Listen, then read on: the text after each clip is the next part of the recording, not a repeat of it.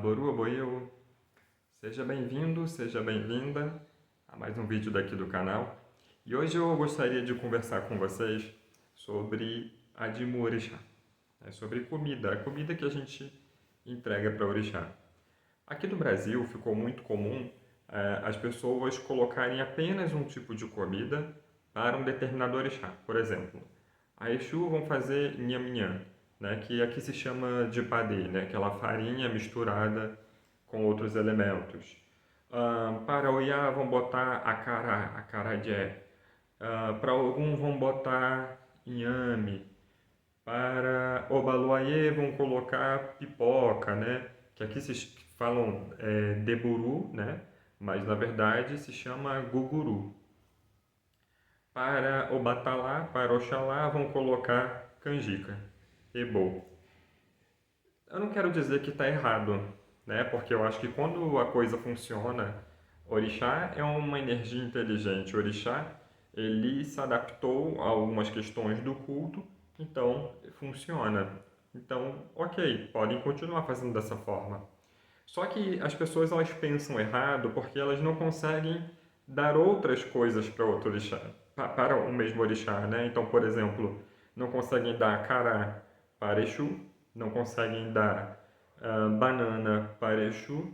Aliás, fica aqui uma dica, né? Se você ainda não fez o meu curso de Exu, do Caos à Organização, você está perdendo, inclusive, coisas sobre a Dimu Exu, né? Então, coisas que você pode ofertar para Exu, alguns elementos que vão dentro do culto e que podem ir no ebó também. Para quem é sacerdote, inclusive, é muito interessante que faça porque vai ter ali elemento de ebó, né? E vai ter o porquê usar, vai ter, enfim. Não estou aqui ensinando o sacerdote a fazer o ritual dele, mas dá para complementar. E se você também não é iniciado, também pode fazer. Está ali para aprender. Você só não vai fazer aquilo que não dá, né? Então, o não iniciado ele não vai fazer um corte em cima do Exu. E que inclusive nem tem, se não me engano, não tem isso dentro do meu curso. Justo porque é para agregar todo mundo. Enfim. Então ele não consegue dar outro Adimu para outro orixá. Por exemplo, na Nigéria, não se vê, eu acho que eu posso falar dessa maneira, de que não se vê entregando Ebo para o Batalá.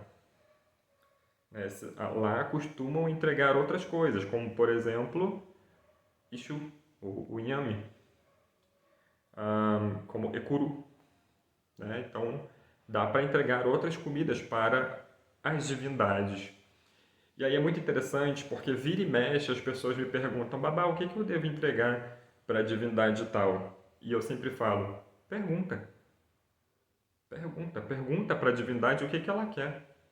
Algum o que você quer para isso aqui? Agora, quando você já tem um conhecimento de algumas comidas e dos seus significados, você já pode ir perguntar, Ogum, para isso aqui, eu tenho isso aqui.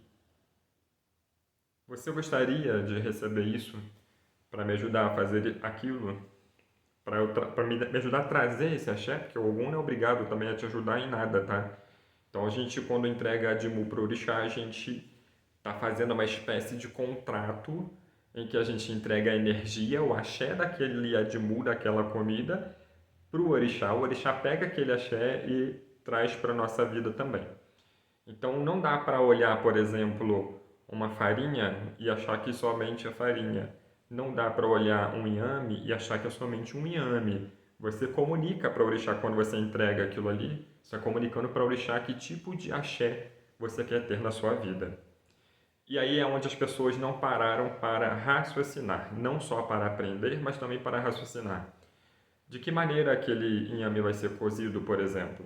Se vai ser cozido, se vai ser assado, com casca, sem casca, inteiro ou pilado, inteiro ou em cubos, né? E, enfim, em outras situações, temperado ou não, quente, frio, cru, né? Então as pessoas elas precisam aprender a estudar orixá, precisam aprender a estudar as comidas litúrgicas para que elas possam fazer com sentido.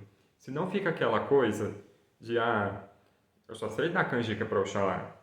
Então eu só vou dar canjica para Oxalá. Mas e aí, né? Você não vai saber dar outra coisa, porque para outras divindades, de repente, você aprendeu a dar outras comidas, né? Para Oxum, o candomblé muitas das vezes dá o molocum, dá o ipeté, mas e aí? Será que é só isso? E aí o Oxalá fica só com a canjica? Então o Oxum tem dois, Oxalá ficou só com a canjica? Aí a gente vê comidas mais elaboradas. Eu acho bonito, inclusive, tá? Um bom padê, nham-nham, é, com outros elementos em cima e dentro e da forma como é feito, acho sensacional. Inclusive, já usei e se depender de mim e tiver que usar de novo, uso de novo. Porque faz sentido. Não daquela forma como eu aprendi em primeiro ponto. Cru, só farinha com alguma coisa. Não dessa maneira, mas fazendo de uma forma mais elaborada.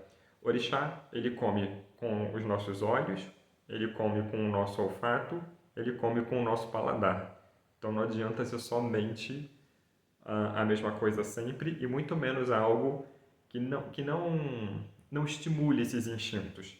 Né? Eu acho que quando a gente pensa, por exemplo, numa festa de candomblé de Olubagé, é algo que mexe com todos esses instintos. Né? Você vai ali, você sente vários aromas, vários gostos, várias texturas, hum, vários sabores, né? Então, quando a gente fala de comida de orixá, a gente fala de comida que agrada o nosso paladar, agrada a nossa boca. E a gente pode parar para pensar também que o que é ofertado para orixá é comida tradicional, né? Óbvio que não é tradicional do Brasil, é tradicional da Nigéria, tradicional do povo Yorubá, do solo Yorubá. Então, o que eles ofertam lá é o que lá se come com frequência. Por isso que às vezes a gente vê em determinadas comidas, em determinadas festas, em determinadas situações, as pessoas compartilhando. Eu diria que aqui em casa, por exemplo, a maior parte das vezes que a gente vai dar algum agrado para o orixá, a gente vai sentar com ele e a gente vai comungar. A gente vai comer junto com esse orixá. Eu como, orixá come, eu como. Né? A gente vai trocando o axé, a gente vai ingerindo o axé e enchendo o nosso corpo de axé. Então, essa é a importância de se entender sobre as comidas também, para que não se faça uma comida enorme, por exemplo, e não se tenha esse compartilhar, para que não se faça uma comida sem sal, sem gosto, sem nada, porque nem sempre é sobre isso. Mas babá, o batalá não pega sal, ok? Então a gente não vai usar sal, mas a gente vai dar outros gostos, né? Se não fica além de repetitivo, algo muito sem sentido, sem gosto, sem nada, muito mais do mesmo. Então, eu acho interessante para você que cultua orixá, para você que é sacerdote, sacerdotisa, para você que é iniciado em algum culto de orixá, aprender sim sobre a culinária de orixá. Aprender que não é sempre a mesma coisinha, que você pode colocar outros elementos, mas quem pergunta não erra, certo? Então, se eu não sei o que eu vou dar para o orixá tal, eu vou perguntar para esse orixá se ele aceita aquilo ali ou até mesmo o que ele gostaria de receber. E aí vai depender de como cada um entende o orixá, de como cada um entende o que é, como eu disse, né, o que simboliza que axé tem, aquele Edimu, e de como cada um entende e interpreta o seu oráculo. Tá?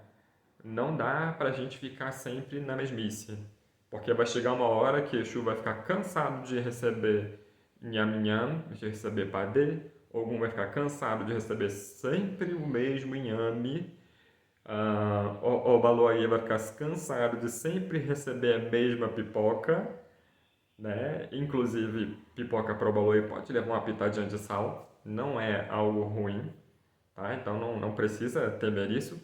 Pode fritar, pode estourar sua pipoca no dendê sim. Ah, mas é o orixá que veste isso, orixá que veste aquilo, come ou não come, dendê, come ou não come, azeite doce. Esse é um papo para outra hora. Né? As pessoas A forma como o candomblé é pensado não é a forma como o culto tradicional pratica. Então, papo para outra hora, papo que talvez não caiba aqui. Mas uma coisa eu posso garantir: dentro do culto tradicional não existe azeite de oliva, azeite doce. Não existe. Então a gente não vai fazer nada para um orixá com azeite doce, nem com óleo de girassol, nem com óleo de coco. Tá? Então a gente não vai usar esses elementos que não pertencem àquele solo, não pertencem à liturgia tradicional. E aí cada um vai se virar com aquilo que tem de conhecimento. Não sabe? Perguntem para o seu sacerdote. Siga a forma como sua família segue, porque é muito difícil dar pitaco na vida dos outros, da forma como os outros passam esse conhecimento. Tá? Então, pipoca Probaloi normalmente estourada em azeite de dendê e uma pitada de sal, sem problema algum. Acarajé frito em dendê. Não existe outra hipótese dentro do culto tradicional. Não existe. A depender da situação, inclusive com pimenta. Com bastante pimenta batido, né? Para poder ter ainda mais essa quentura. Então, acará no Brasil com camarão, algo brasileiro. Não vou dizer que o orixá não vai gostar, porque o orixá com certeza vai gostar. Mas é algo muito mais daqui do Brasil do que qualquer outra questão. A malá, inclusive, né, a malá de Xangô, sequer leva quiabo.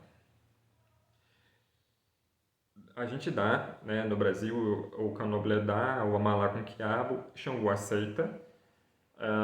Não é interdito de Xangô para muitas das famílias, mas é algo que eles desconhecem, tá? Xangô aceita, mas eles desconhecem como sendo tradicional. A malá tradicional feita de farinha de inhame, tá? Farinha de inhame, vai ao fogo, faz uma massa e ali sim faz o amalá tradicional, com um fiozinho de dendê. Ah, mas é a Irá. Famílias vão dizer que a Irá é Xangô, outras famílias vão dizer que é um orixá independente. Vai, vai daí de como cada família pratica, mas muito associado a Xangô na maioria das famílias. Arirá, Airá, aquele que tem o trovão, aquele que tem o raio, né? Aquele que tem a força do raio, a força do trovão, por isso associado a Xangô. Acará, né? Já falei que não dá para fritar em azeite de oliva, azeite doce, enfim. São N situações que a gente pode ofertar. Inclusive, aqui fica uma questão muito interessante, né? O acará de Oiá, acarajé de Oiá. Não. Exu, Xangô, Oxum, Obaluayê, Ogum. Xangô, já falei, né? Egungun. Muitos orixás, né? Egbé, Ibeji. Muitos orixás pegam acará, gostam de acará. Eu falo que acará é como se fosse o pãozinho de cada dia que a gente tem aqui no Brasil, o pãozinho que o brasileiro toma café da manhã. Então todo mundo do Brasil, todo mundo no Brasil come pãozinho, acará. Uma grande parcela também dos orixás comem acará. Então fica aí para pensar, acará não é só de Oiá, mas pertence e a maior parte dos orixás também gostam. Esse vídeo era para ter sido curtinho, mas eu preferi explicar um pouquinho mais sobre as comidas. É o quanto que você, eu e todos nós precisamos pensar no adimu, precisamos entender o axé do adimu, para que a gente entregue um bom adimu e sabendo o que a gente está pedindo com aquele adimu. Não adianta eu entregar um adimu frio pedindo agilidade, pedindo algo rápido, pedindo algo quente, porque não faz sentido.